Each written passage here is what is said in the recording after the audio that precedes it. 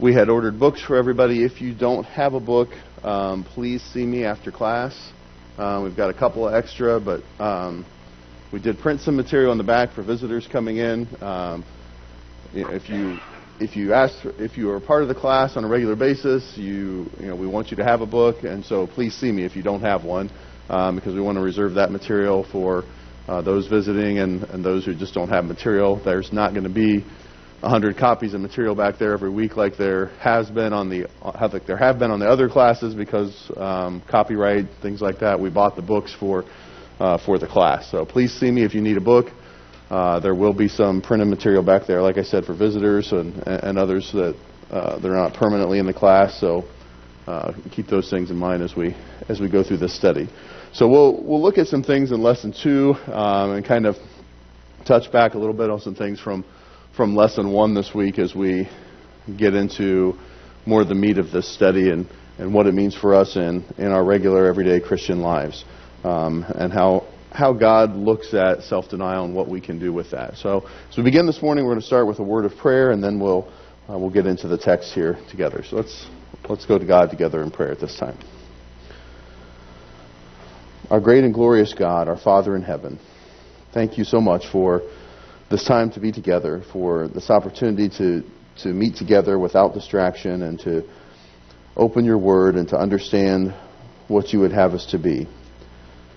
We're thankful, Father, that you have revealed these things to us, that we can know your will and know the heart that you would like us to have.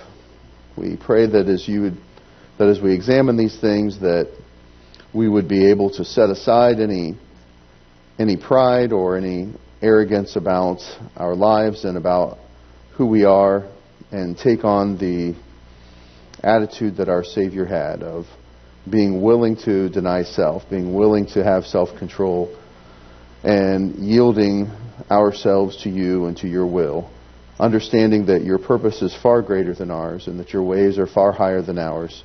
And even if we do not see or understand them at the moment, we recognize your sovereignty and power, your glory above all things, and that we are willing to give ourselves to that purpose and to that understanding.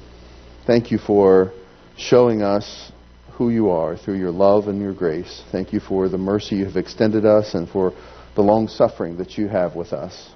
We see all of those things in your mighty word. We see those things in the sacrifice that you gave of your Son, who came to this earth and died for us, who ultimately was so much the example of self-denial and humility and obedience. Help us to appreciate those things. Help us to understand how day by day and the regular interactions that we have in our lives, how we can show that we are your children, that we are Christians, that we are yielding ourselves to you, and understand the blessings that come from doing those very things. We pray for those continually that are on our minds that are suffering the difficulties of this life, that they can be strengthened and comforted. And again, we see your power and your ways and your glory in those things. Thank you for blessing us through Christ our Savior. We pray these things in Jesus' name. Amen. So there's a couple of things that I thought would be good to notice just as we got into this last week. The first lesson in the book talked about showed us what self-denial is. And there's one thing I think that it's interesting to take a look at that. As we looked at it, the basis for the study really comes from Mark chapter 8 and verse 34 and 35, where Jesus talks about those who want to follow after him. And he says in the latter part of verse 34, if anyone would come after me, let him deny himself and take up his cross and follow me. And so that's kind of the basis for what we're thinking about here. But there was a point made to me after class last week that I thought was a great point, and I think is kind of going to be the launching point for how we integrate lesson 1 and lesson 2, and just think about this throughout the study. And that is that self-denial and self-control are not the same thing. Though they're similar concepts, they're not the same thing. And the Bible uses different words for them, and the Greek uses different words for them, which I thought about that. That's a good point. the author doesn't actually say in the book that they are the same thing. And if you read the book carefully, he talks in different times about the concept of self-control or self-denial in different places.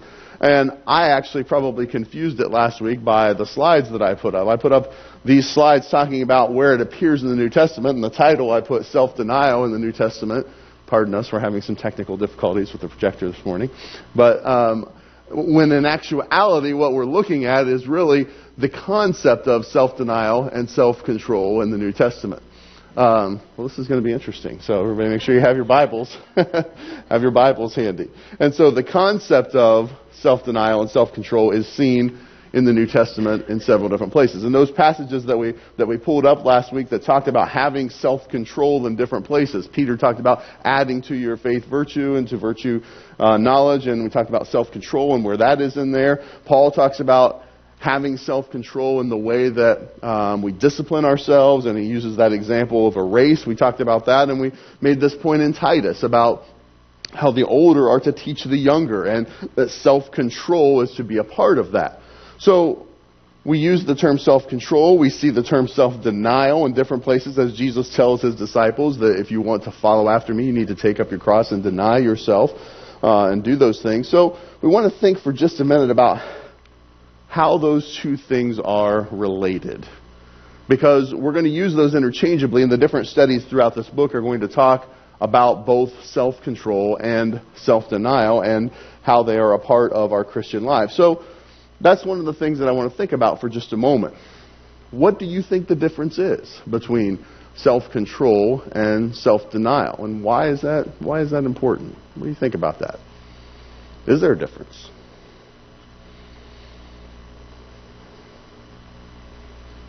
Yeah, Kevin? You need one to help do the other. Okay. And vice versa. All right. I think that's a great start to think about. You need one to help do the other, and vice versa. Yeah. Paul, did you have something? Yeah, I was just saying that if you would set up a like point one, and then under point one is segments A, B, C, D. Self-denial is the main heading, and under those points, self-control is one of those points. So I think it's like one of a lot of the same to work with the beginning of self-denial. Okay. Yeah, there's some very similar concepts there, right? But that's good. We'll talk some more about it here in a minute. Josh? I guess as I view it, self-denial would be what we inwardly have to do. It starts in the mind and it starts in the heart. Self-control is what we outwardly do because we have denied ourselves certain actions. Okay.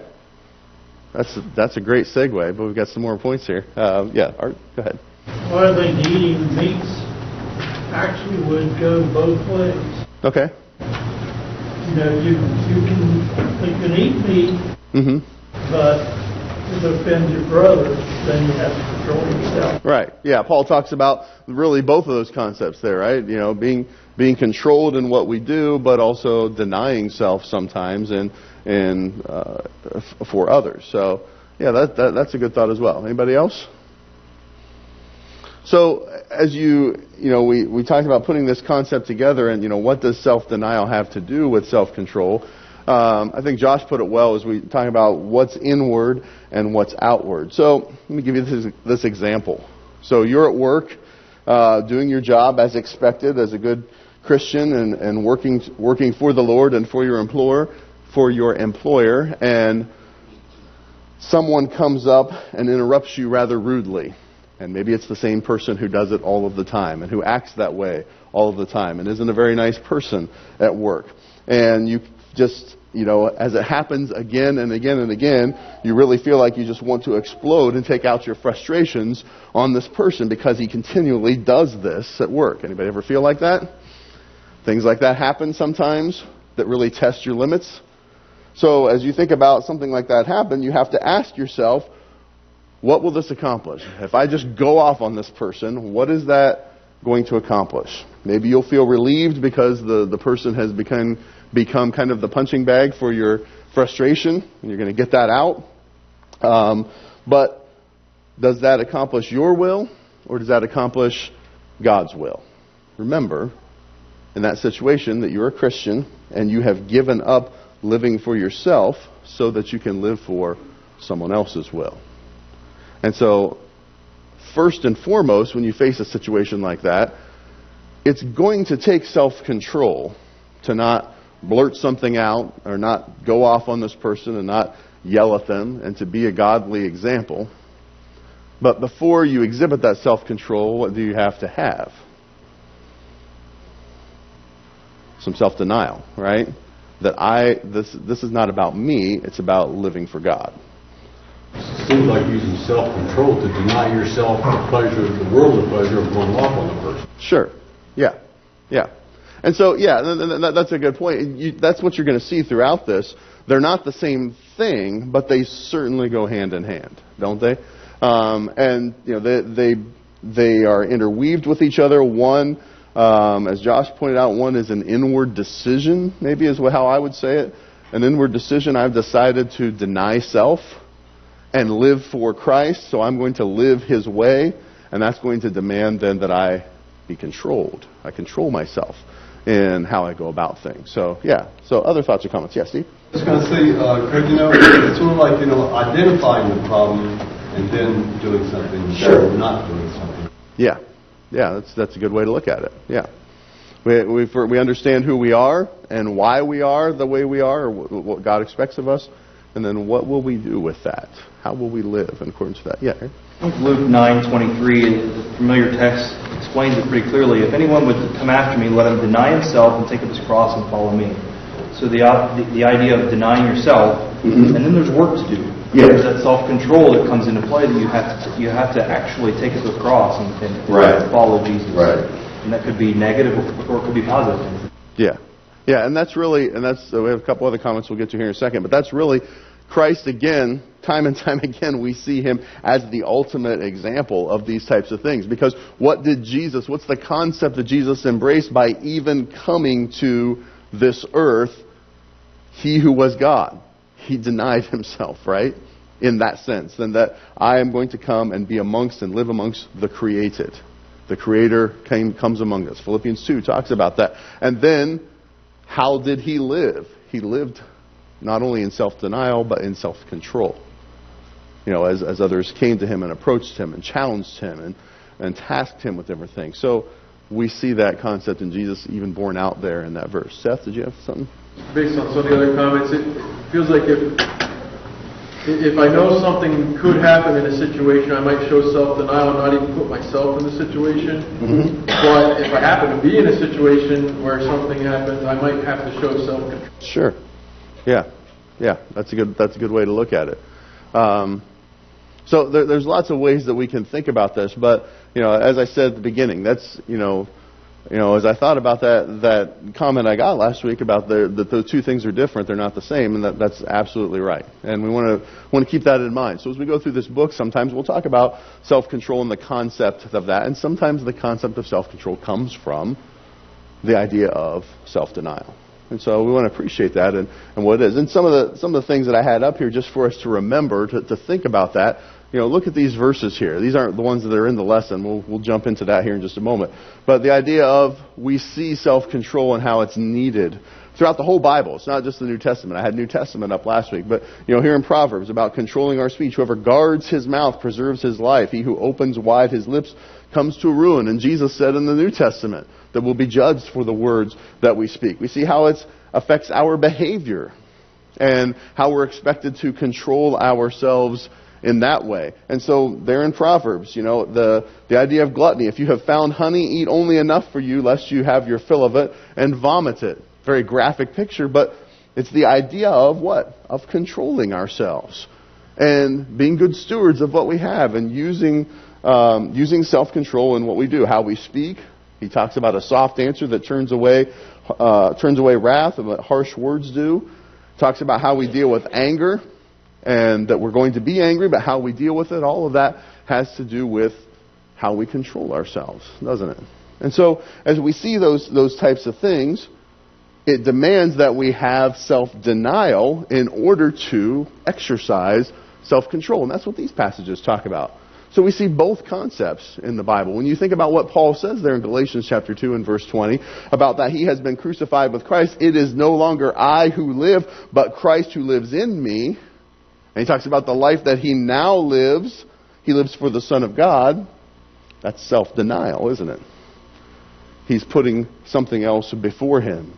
And pondering that there in Philippians as he does. For to me to live is Christ and to die is gain. There's self-denial. The encouragement that we see in Colossians, the first three verses I have up here, really the whole chapter of Colossians 3 talks about living for Christ and setting our mind differently, but that's what he says there. If then you have been raised with Christ, seek those things that are above, set your minds on the things that are above. And why does he say that in verse 3? For you have died and your life is hidden with Christ in God. So that's the concept that we see throughout the Bible. Self-denial demands self-control. Other thoughts or comments about that? Yeah. Okay, I was under the impression that the pure definition of control is to regulate, restrain, that sort of thing, and denial would fit under that broad topic. Is that more, you see what I'm saying? It would seem to me that would be where it fit. To control, denial is a form of control, where not to deny is also a control. Yeah, you can look at it both ways. I think you can certainly say that. You know, if I'm going to be controlled, then I'm going to have enough control to just deny myself this privilege or this pleasure or what have you. The concept that I think that we see most in the scriptures in the Bible are having the mindset of, I'm living for someone else. I'm living for Christ. And so starting with that mindset of denying self, because we talked about last week, what is the primary thing that we often as humans look at? Ourselves, our rights, our wants, our needs. That's what drives us a lot of times. And we need to change that to submit ourselves to the will of God. That's one of the things he asks of us. And so when we do that, we're denying self, and denying self then is also going to demand, okay, if I am living that way, if that's how I've decided to be, then when I face this situation where this guy cuts me off on the road or he yells at me at work or takes what am I going to do? Well, I've already made that decision. I'm denying myself. I'm living for God. There's a greater purpose that I have than standing up for my rights in this moment and this situation. I have a greater goal. I'm going to control myself, and I'm going to act this way. So I think that's where we see the relationship in the Bible. But yeah, what you're saying is valid. I mean, you can, that can be part of it that way too. Other thoughts or comments? Yeah, Dan. There's this is kind of what you just said, but maybe to kind of go into what he's saying is you have the mental or the kind of figurative part of it where you can't see it. That part of self-denial is the first part that you have to establish. Mm-hmm. And then you have the control, which is seen, kind of what Josh said. But then there's another part of self-denial that can't be seen, kind of like what he just said, where the self-denial feeds back into itself because you deny self, which means you exert self-control, which means you might deny yourself again. Yeah, absolutely. That's a great way to put it. It's symbiotic. You can use all the terms today. It's symbiotic. It's synergetic. It all relates to each other. The Bible talks specifically about different ones, as we've pointed out in some of those verses, but the concept is very, very much related and needs to be appreciated for us to then put it into practical living. And that's, and the rest of the lesson this morning, as we look at what he says here about God demands self-control, then that's what we're going to have to do. So, since God demands it, that's what the lesson talks about. We don't often like to say that word demand, but we're going to see where he certainly does. Alan, did I miss you? Do you want to say something? Yeah. I suppose most of you have already heard about this, of a bus sideswipe in Canada, and 15 children now, 30 killed. How would you expect to handle that if you were a parent? Yeah, that would be pretty difficult thing, wouldn't it? Right. And so, being able to embrace godly concepts and understand that God is in control of everything and He has a reason and a purpose, and appreciating that is one way to help find peace in such difficulty like that. Yeah, something to think about. Shannon, do you have something? Yeah, Proverbs 14:3, just kind of staying in that same page. It says that the mouth of a fool is a rod of pride. So I feel like there it's talking to this idea of the self-denial, of denying your own pride, preserving words. And then it goes on to say, but the lips of the wise will preserve them. So it's kind of going into the control piece, all in just that one verse. I feel like, just looking through Proverbs, it's filled full of all the different verses. That's absolutely right. There, you can spend a lot of time in Proverbs and get this concept down very well. And so as we start to think about, some of the things that are in Lesson 2, and we're really touching on a lot of them as we have this part of the discussion this morning.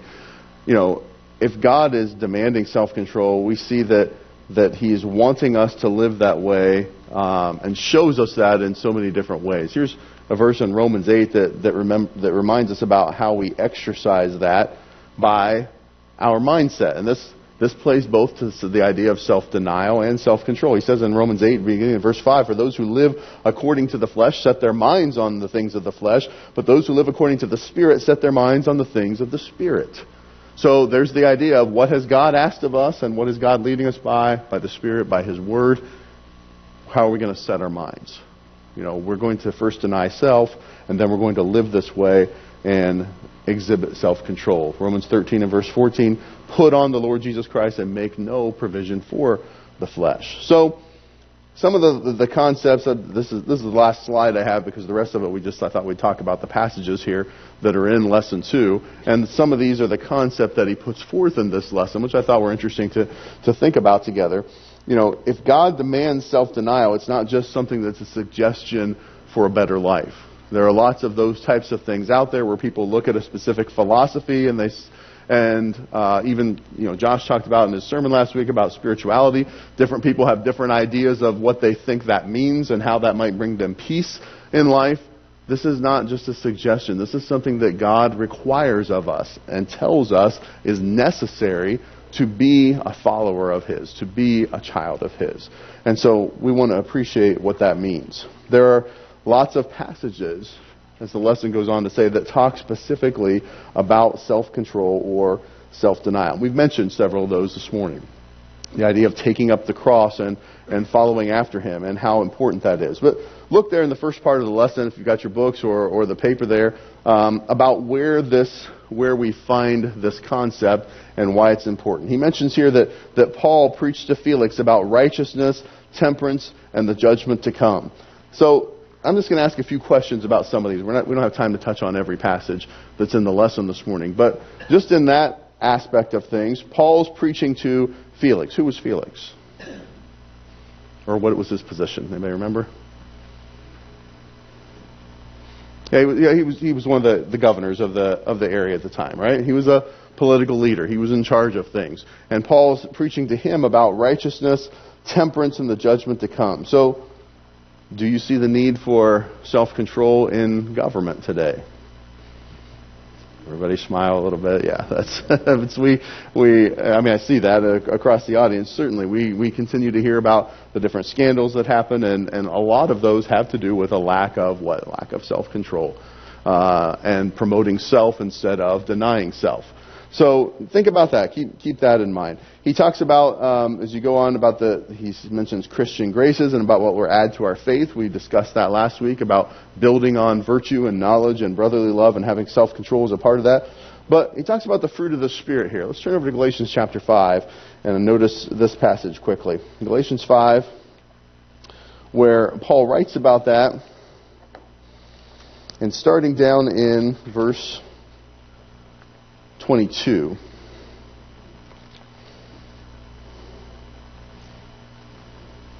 I just want you to notice where we find it here and why I think it's important to note something. He says, but the fruit of the Spirit is love, joy, peace, patience, kindness, goodness, faithfulness, gentleness, self-control. Against such there is no law. And those who belong to Jesus Christ have crucified the flesh with its passions and desires. We don't often read that last verse along with it, but I thought it was important. So when you look at that passage and you see the things that are listed there by Paul in opposition to all the kind of the nasty things that he's mentioned in the verses before that are the works of the flesh, he talks about the fruit of the Spirit. I mean, when you think about words like love and joy and peace and kindness and goodness, those are all very positive things, right? When people think about that, they have good feelings, and we see things posted online, joy and love, and lots of attractive graphics that go with them. We think about those types of things, and we have warm feelings and good thoughts in them. And really, with all of the terms that Paul puts across there in those two verses, that's kind of the idea we get with those words. Those words are associated with very positive things, right? What about self-control? Is that often what you think of? Do you feel like that? Or do you feel like self-control is something else? What do you think? I saw a couple people shaking their heads. Is self-control one of those positive, warm, fuzzy feelings like those other words that we as humanity look at? Yeah, Zip? The way I kind of look at the two, it's like this. Take your example about the idiot you were talking about you wanted to go off on. Mm-hmm.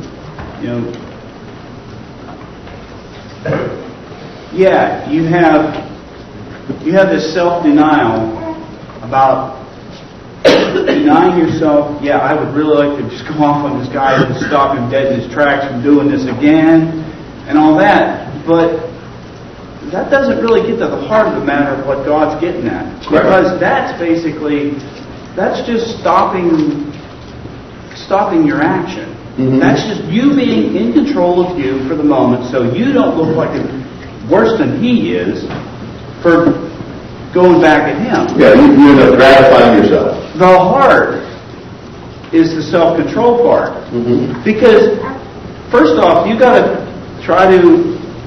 This is the part that, at least this is the hard part for me, that... The way I see it anyway. You got to step back a second and say, what are you supposed to do to begin with? Why am I even considering this type of retaliation? It's not that I shouldn't do this because all these people are going to look at me like I'm some kind of a monster if I lash back at this person and look bad. It's not that. It's the control of why you're going at it. Yeah, you want to be able to exhibit self-control. When you do that in that situation, it can become a positive thing because you're showing that you are a child of God. Try to put them in check in a loving, kind way so that they know. Because you know what? It's almost like cussing.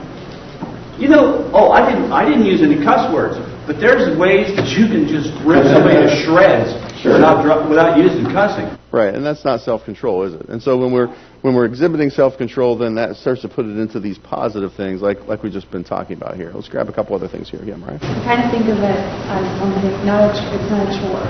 It's just something from your heart and your choice. Right. So worshiping God and choosing God should bring you joy. Exactly. Yeah, that's a great way. That's a great way to look at it. A couple other ones here, Mark. Think about when we were a child. Mm-hmm. When I was a child, self-control and self-denial was a very, very rough thing. Yeah. And as we grow and mature, and especially as we grow and mature in our spirituality, we should grow and mature to such a point where self-control and denial are a good thing. I see good things come from, absolutely, or the lack of bad things come from our self-control. Right. And like has been mentioned, just knowing that we're pleasing to God when we are in that mode of self-control and self-control. Yeah, and in those ways, then we begin to associate that. That should change our association with, instead of looking at the word control, the idea of temperance or self-control, as we're terming it, becomes a joyful and a positive thing. Eric, did you have something? Yeah, when you think of that idea of control, you often think of, well, I can't do this and I can't do that. You think of all of the things that you can't. But when you step back and look at someone that has self-control, we all admire that person for their ability to control themselves. And so in that context, we all look at it as a positive thing. Absolutely. But that means that I have to actually do it. Right. And appreciate it as a positive thing. Yeah. Kevin, did you have something too? As you just portrayed it, my reflex to those words is just like you were saying. Positive, feels good, till you get to self-control, and then all of a sudden it's, I got to put the brakes on something I think is good. Right. That's right. And instead of, we often look at that then, and so instead of an emotion that we're appreciating, like love or joy or gentleness or something like that, then we look at, this is something I have to do that is going to require me to what? To deny myself in some way, because I have to control myself. And when you think about it, when we think about the idea the author puts forth here that God demands it, doesn't God also demand that we love? But we still look at that in a positive way, and we want it, and we desire it, right? And so the same thing with self-control and many of the other things that we want people to be gentle with us. We want people to be faithful to what they say. And we want to find self-control in the lives of others and ourselves as well. A couple quick comments. We're almost out of time. Alan? I've always been taught by my grandfather is when I come across a point where you can't handle it, you try to put a 10-second delay between your brain and your action. That works almost every time. Yeah. And so, we'll talk later in lessons about how we exhibit that self-control. And just, before our time completely runs out, which it about is, the two concepts I have on the board, we didn't get to those passages, but read those. And we have read some of them, I guess, just in the context of what we've been saying. But the idea that any passage that forbids something or says that we should not be a part of something, it requires self-control. That's how we stop ourselves from doing those things. Any passage that commands something that God wants us to do, it requires self-control, because we have to make a choice that we're going to put our will aside and that we're going to follow God's will. And that's important. I think there was one or two last comments here. Yeah, Lee? Just studying this, I was thinking about the passage where Jesus says, I came that you might have life and have it abundantly. Yeah. And sometimes we think about self-control like we're limiting our life. Yes. But yes. Jesus wants us to have an abundant life. He wants the good life for us. Right. That's a great point. And how do we have that abundant life? How do we live to the fullest? We do it by following the master planner, don't we? Whose ways are higher than our ways, whose thoughts are higher than our thoughts. And when he says that you need to have self-denial and exhibit self-control, and that will be part of love and peace and joy and faithfulness, then instead of worrying about, what do we have to give up? Let go. Follow the master planner, the master designer, and experience the fruits of the Spirit that he says we can have. Great discussion this morning. Thank you very much. Lesson 3 for next week. I appreciate your comments.